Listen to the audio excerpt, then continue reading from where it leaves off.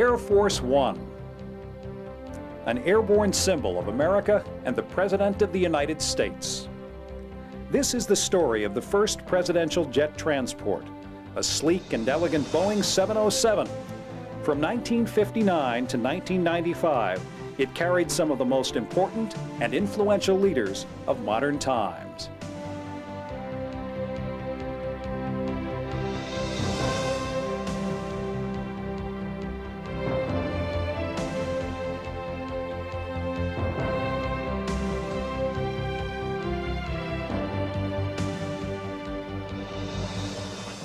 Hello, I'm Rick Price for the Museum of Flight.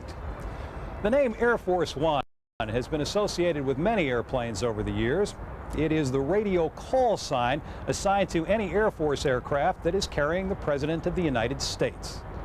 This plane is unique because it was the first jet to fly with a president on board and the first jet aircraft to be designated Air Force One. The Air Force calls it SAM 970. SAM stands for Special Air Missions, the Air Force unit that operates the presidential and VIP aircraft. 970 is the last three digits of the plane's serial number. SAM 970 and two other modified Boeing 707 jetliners were built in Renton, Washington by the Boeing Company. They would replace President Dwight D. Eisenhower's propeller-driven Lockheed Constellation and the other aging World War II-era transports in the Air Force fleet. Jet aircraft were not only acquired for their speed and smooth ride, but as a sign of prestige. Embroiled in the Cold War, it was unthinkable for American officials to arrive at an international conference in antiquated propeller-driven aircraft, while their Russian counterparts came in the new Soviet turbojets. SAM 970 and the two other modified 707s were delivered to Andrews Air Force Base in May of 1959. Months later, when President Eisenhower climbed aboard SAM 970 and was whisked off to Europe, he became the first United States president to fly in a jet aircraft. Eisenhower made trips to Europe, Asia, Africa, and South America aboard 970 during his last years in office. For a planned trip to the Soviet Union, SAM 970 was fitted with aerial cameras to secretly photograph Russian facilities. Ike's visit was canceled and the secret plan was scrapped when pilot Francis Gary Powers' U-2 reconnaissance plane was shot down over Russian territory. President Eisenhower was never told about the spy mission or the secret equipment briefly installed in the belly of his executive aircraft. Crewmen say that Ike was an ideal passenger, meticulously heeding safety instructions and keeping his seatbelt fastened even while working in his executive cabin. He was rated by his chief steward as a regular sort of fellow who read Western paperbacks during the long hours of travel. When Soviet Premier Nikita Khrushchev came to the United States in September of 1959, the Russian leader was loaned Eisenhower's plane. After addressing the United Nations in New York, he watched the heartland of America drift by under the wings of SAM 970 as he toured the country. When John F. Kennedy became president, he flew aboard SAM 970 to Key West, Florida, to meet with British Prime Minister Harold Macmillan about the developing crisis in Laos. Kennedy took SAM 970 again on a trip to Vienna to meet with Khrushchev. Kennedy used the privacy of his presidential jet to relax, read the newspaper, and nap. A steward recalls that the Kennedy people drank more and ate less aboard the aircraft. Fond of cigars, Kennedy often palmed a smoldering butt in his left pocket while waving to airport crowds from the steps of the aircraft. During the Kennedy administration, SAM 970 and the rest of the VIP transport fleet received a new look. Designer Raymond Loewy, with the help of Jackie Kennedy, developed a distinctive and dignified blue and white paint scheme for the jets. An instant hit with both the press and public, the design has adorned every Air Force One aircraft since. In 1962, SAM 970 was replaced as the primary presidential transport by a newer Boeing 707 called SAM 26000. The older jet, 970, became Vice President Lyndon B. Johnson's aircraft. Johnson flew to Dallas aboard SAM 970 on November 22, 1963, the day Kennedy was shot.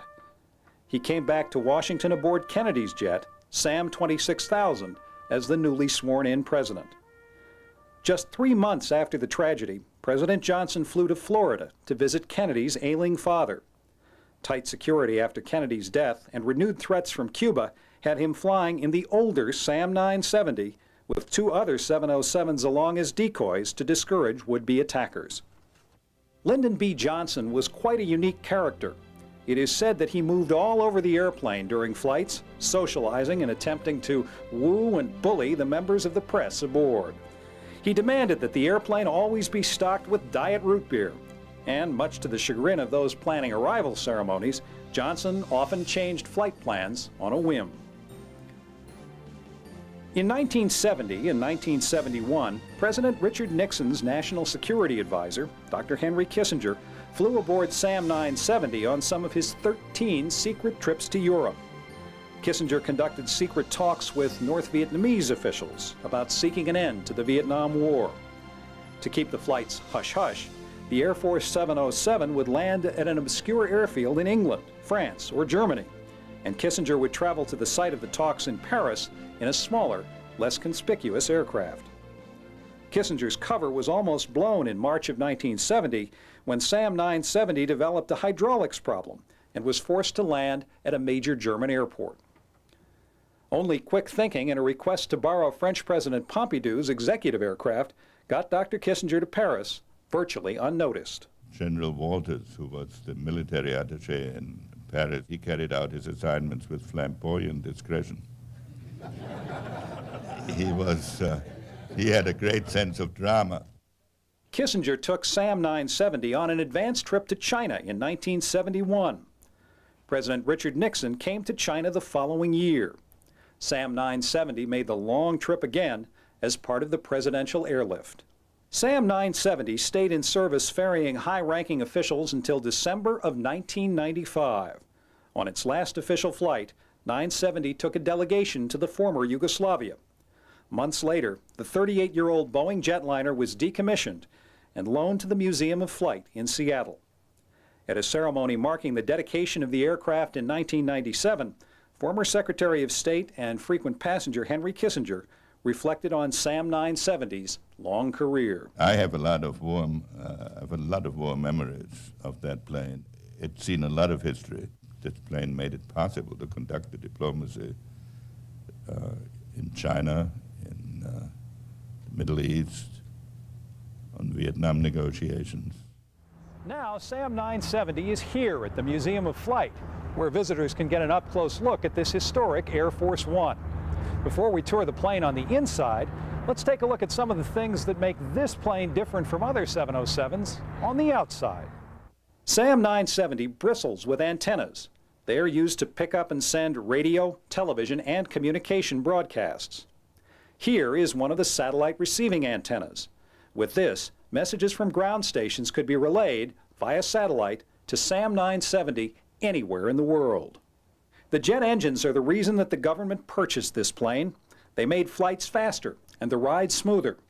Jet age technology gave the president the opportunity to meet face-to-face with the world's leaders.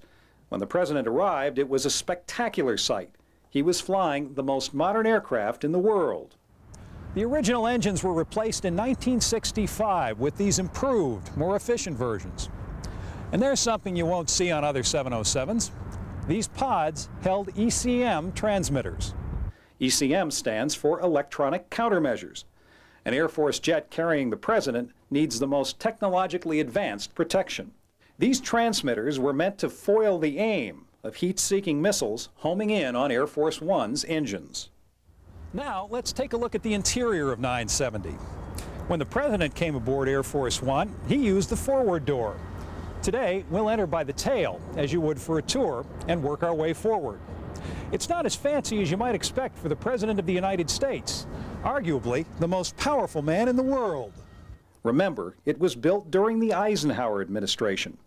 Ike wanted the plane to be used as a tool of an elected citizen president, not a flying palace owned by a powerful king. Furthest aft are 2 lavatories. They are very similar to those aboard any commercial airliner. This is one of 2 galleys aboard. They were fully equipped with many of the conveniences of a typical suburban kitchen.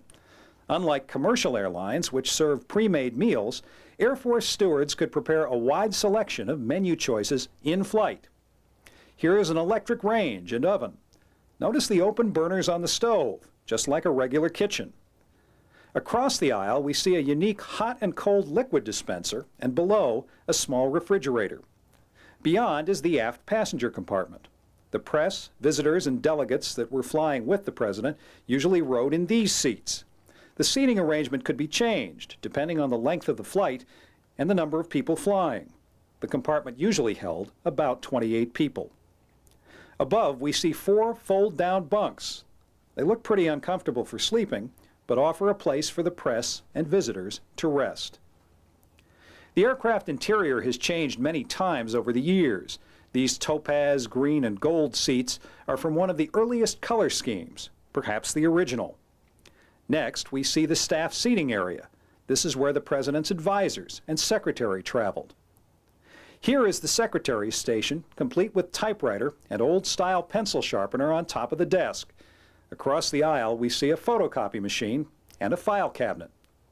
Unlike file cabinets in a normal office, these are bolted down. At the tables, the presidential staff could do administrative paperwork. The table ends fold over to allow people to slip into their seats. When Lyndon B. Johnson sat in this chair, he had some of the solid bulkheads removed and replaced with these clear plastic dividers.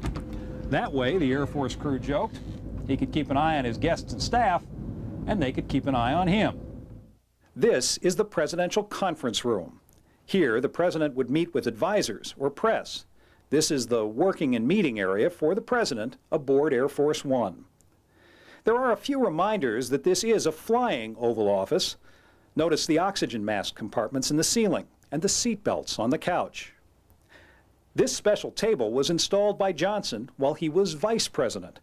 An electric motor makes it move up and down. It is said that Johnson used the table to intimidate people. Sitting here in the taller president's chair, the big Texan could raise the tabletop so high that those sitting behind it, on the couch, had the table up to their chests. Next door is the stateroom area. This room could be closed off by this sliding divider to give the president privacy. Inside is a desk area, chairs, and a sofa bed. Presidents Nixon and Kennedy valued the quiet time Air Force One offered. They tended to spend much of their time in the stateroom. Note the personal touches given to this room by some of the presidents who flew on the aircraft. A hat rack from the Johnson era hangs on the wall under the desk, and a pipe holder from the Kennedy years adorns the top of the desk. Down here is another addition from the Johnson era. He had 2 pet beagles that sometimes would travel along on flights. This doggy door was cut into the stateroom entrance to let them roam the aircraft. Just forward of the stateroom is a connected lavatory. When the plane came from Boeing, it had a rather Spartan bathroom. It was redesigned for Jackie Kennedy. She had special lighting and makeup drawers installed so that she could prepare for formal ceremonies after long flights. This closet area is just forward of the lavatory. It is called the valet station. Here, a person could hand through items from the lavatory, such as pants to be ironed, to a waiting attendant. Here is the forward passenger compartment. Crewmen and government personnel, including Air Force guards, Secret Service agents, and extra air crew on longer flights, sat here. Here we have the second galley. This one was nearest to the flight deck and the presidential stateroom. Meals for the crew and president were usually cooked here. On the right is the communication station. State-of-the-art radio and communication equipment has always been a requirement for Air Force One. The president must be able to communicate with the White House Situation Room and the National Military Command Center in the Pentagon at all times. A teletype system that encodes and decodes secret messages provides contact between SAM 970 and the ground. During the Johnson and Nixon eras, Air Force One was equipped with a radio phone on which secret scrambled voice messages could be sent. It never worked very well and was eventually discarded to save weight. Across from the communications station are 2 safes. When the president was on board, a briefcase that contained the secret codes to initiate a nuclear strike was kept locked in one of these safes. The safes also contained secret codes for the Armed Services Communication Centers. And here we have the flight deck. A pilot, co-pilot, navigator, and a flight engineer worked in this cramped cockpit. There is also a chair for an auxiliary crew member or guest. Not all of the famous people who flew on this plane rode back in the stateroom. General Curtis LeMay, famous World War II bomber commander and chief of staff of the Strategic Air Command, piloted SAM 970 on a flight to Texas just after it had entered service. Overhead, on the flight deck, is a socket for a sextant, a tool used to navigate by the stars. When the plane was built in the late 1950s, there were no sophisticated satellite navigation systems in place. Air crews relied on celestial navigation as a backup to their inertial navigation system. The pilot and co-pilot's control wheels, called yokes, still hold the landing approach charts for Boeing Field, SAM 970's final destination. After a long Air Force career, it seems only fitting for the plane to come home to Washington State and rest here at the Museum of Flight. Just minutes from the Renton plant where it was built, the legendary 707 now overlooks Boeing Field, where today its newer, more sophisticated descendants travel the world.